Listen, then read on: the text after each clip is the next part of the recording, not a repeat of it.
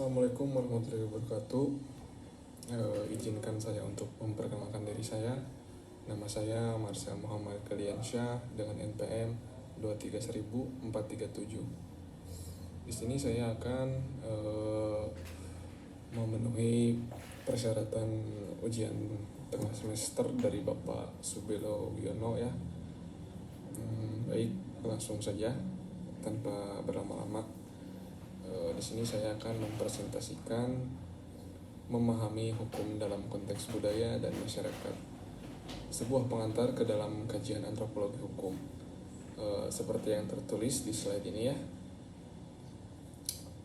Kita akan menjelajahi bagaimana hukum itu hidup, bernapas, dan berevolusi bersama manusia di seluruh penjuru dunia.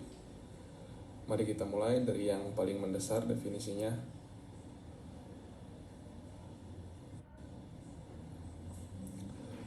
Definisi apa itu antropologi hukum?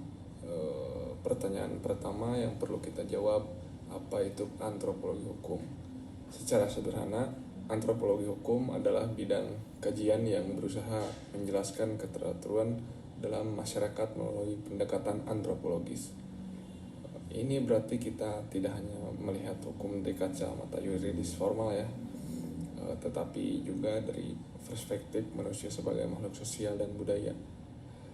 Seorang ahli bernama William Nixon pada tahun 1998 menyatakan bahwa hukum dipandang sebagai komponen penting dalam kebudayaan. Begitu juga hukum bukan sesuatu yang terpisah dari kebudayaan, ia adalah bagian dari kebudayaan itu sendiri. Nah, dalam kajian ini ada 3 fokus utama yang menjadi perhatian. Yang pertama tentunya perilaku hukum. Bagaimana individu dan kelompok berinteraksi dengan aturan dalam kehidupan sehari-hari. Kedua, budaya hukum, nilai dan norma apa yang membentuk sistem hukum suatu masyarakat. Dan ketiga, pandangan masyarakat, bagaimana sebuah komunitas memandang hukum dan keadilan itu sendiri. Ketiga fokus ini menjadi fondasi dari seluruh kajian antropologi hukum ya. Baik, langsung saja kita lanjut ke slide 3.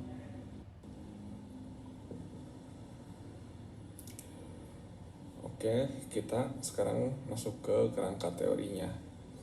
Ahli antropologi Indonesia Ihromi menegaskan bahwa hukum adalah aspek kebudayaan yang berfungsi sebagai pedoman berlaku sekaligus alat pengendali sosial ya.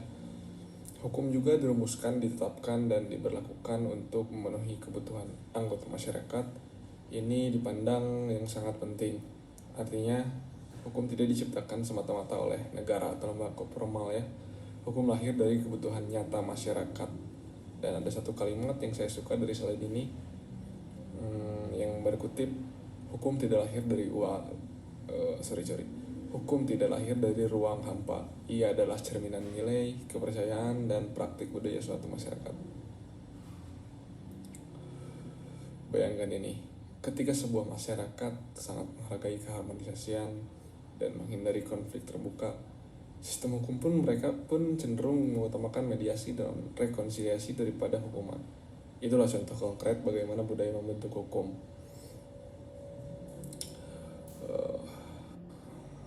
Kalau kita tanya apa saja yang dipelajari dalam antropologi hukum, jawabannya cukup luas ya.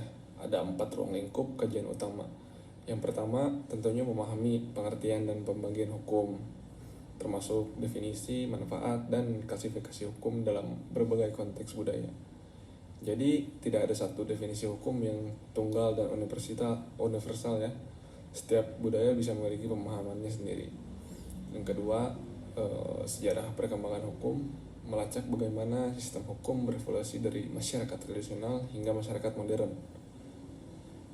Perlu dicatat ya, ini penting agar kita tidak memandang hukum itu sebagai sesuatu yang statis gitu ya. Ketiga, objek dan metodologi. Salah satu metode unggulan yang digunakan adalah etnografi, di mana peneliti terjun langsung ke lapangan untuk mengamati praktik hukum ya, dalam kehidupan nyata suatu komunitas. Dan keempat, perbandingan disiplin, membedakan antropologi hukum dari sosiologi hukum dan hukum adat. Masing-masing punya fokus yang berbeda meskipun saling berkaitan ya. Lalu bagaimana cara antropologi hukum bekerja?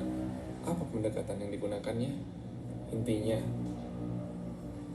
antropologi hukum itu mempelajari manusia ya sebagai makhluk sosial dan budaya, yaitu ingin memahami bagaimana hukum terbentuk, bagaimana hukum berinteraksi dengan kehidupan sehari-hari, dan bagaimana hukum mempengaruhi serta dipengaruhi oleh masyarakat. Ada 3 pendekatan khas yang digunakan ya. Yang pertama, observasi partisipatif. Peneliti tidak cukup hanya membaca buku atau dokumen hukum. Mereka terlibat langsung dalam kehidupan komunitas yang dikaji ya, tinggal bersama, mengikuti ritual, mengamati cara penyelesaian sengketa. Dengan cara ini mereka mendapatkan gambaran yang jauh lebih kaya dan autentik ya. Yang kedua, studi komparatif. Membandingkan sistem hukum dari berbagai budaya yang berbeda. Dari perbandingan inilah kita bisa lihat ya, melihat pola-pola universal maupun keunikan lokal dalam praktik hukum. Lalu yang ketiga dan terakhir, konteks lokal tentunya. Ini adalah prinsip emas antropologi hukum. Hukum harus dipahami dalam setting sosial dan budayanya yang spesifik ya. Jangan mengukur hukum adat satu komunitas dengan standar hukum komunitas lainnya.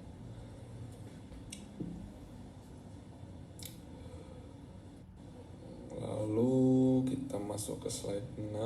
Sekarang kita masuk ke jantung dari kajian ini ya.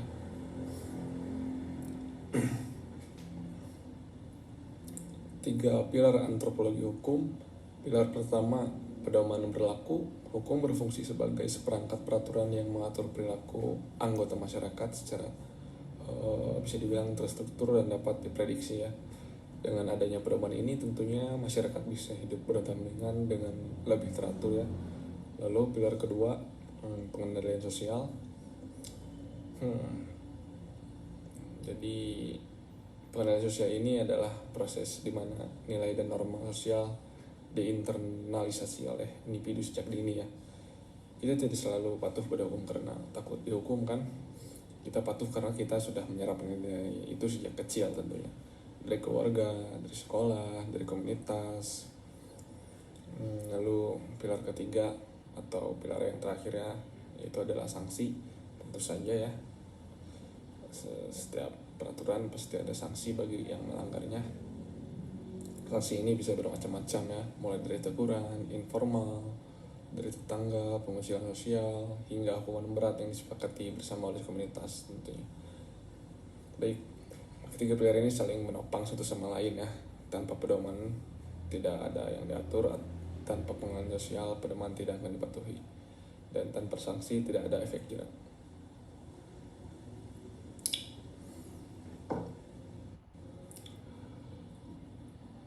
Sering kali juga ya orang bertanya, apa bedanya antropologi hukum dengan sosiologi hukum gitu kan? Bukankah keduanya sama-sama mempelajari hukum dalam masyarakat? Perbedaannya memang subtle tapi penting. Antropologi hukum melihat hukum dalam konteks budaya yang luas ya. Ia bersifat komparatif lintas budaya, menggunakan pendekatan etnografis tentunya, dan sering mengkaji masyarakat-masyarakat yang mungkin tidak memiliki sistem hukum formal tertulis ya. Sementara sosiologi hukum lebih fokus pada hubungan antara hukum masyarakat modern ya, mengkaji institusi hukum formal, lalu analisis struktural, dan bagaimana hukum berfungsi dalam sistem sosial kontemporer. Tapi perlu ditekankan lagi ya teman-teman ya, keduanya saling melengkapi bukan saling bersaing. Untuk memahami fenomena hukum secara komprehensif kita butuh keduanya tentunya.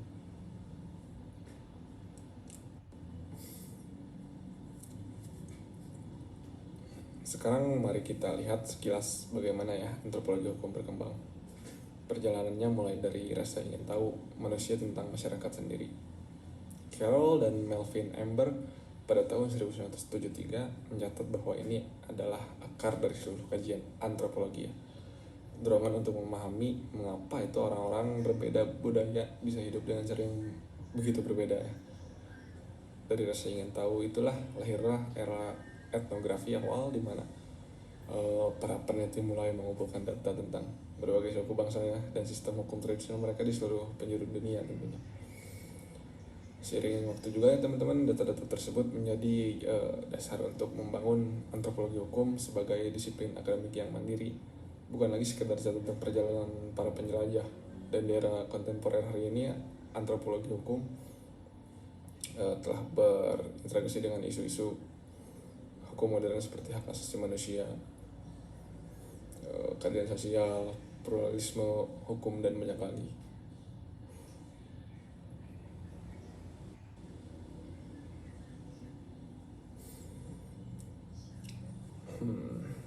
Ini menarik. Tapi apa praktis relevansinya ya? Tentunya jawabannya ada 3 ya. Yang pertama, antropologi hukum memberikan kita pemahaman mendalam tentang keragaman sistem hukum di dunia. Di era globalisasi ini kita perlu memahami bahwa hukum itu berwajah banyak, bukan hanya hukum barat atau hukum formal negaranya. Kedua, ini ia membantu kita melakukan analisis kontekstual, memahami bagaimana hukum beroperasi dalam setting sosial dan budaya yang spesifik. Ini sangat berguna misalnya teman-teman bagi para pengambil kebijakan, aktivis HAM, atau advokat hukum adat. Ketiga, antropologi hukum menawarkan tentunya ya perspektif yang begitu kritis ya, mendorong kita untuk tidak menerima hukum begitu saja, melainkan mempertanyakan siapa yang membuat hukum ini, untuk kepentingan siapa, dan nilai budaya apa yang ia cerminkan.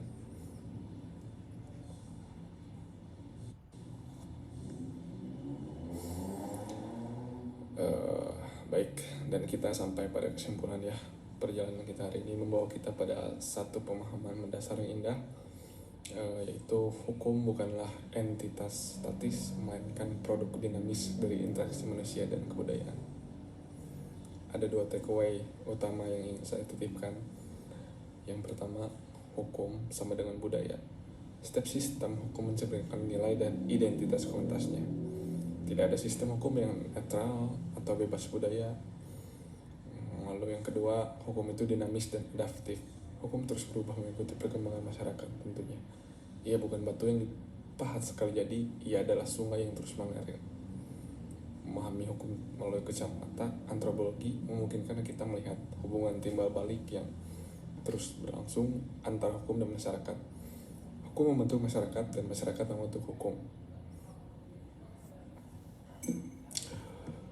Baik, demikian ya presentasi yang dapat saya sampaikan mengenai antropologi hukum, memahami hukum dalam konteks budaya dan masyarakat. Semoga setelah ini kita semua bisa melihat hukum bukan hanya sebagai kumpulan aturan, melainkan sebagai cermin dari siapa kita sebagai manusia dan masyarakat. Saya membuka kesempatan. Baik, saya di sini. Mohon maaf, terima kasih atas perhatian Bapak Subelo. Mohon maaf bila ada kesalahan. Wassalamualaikum warahmatullahi wabarakatuh.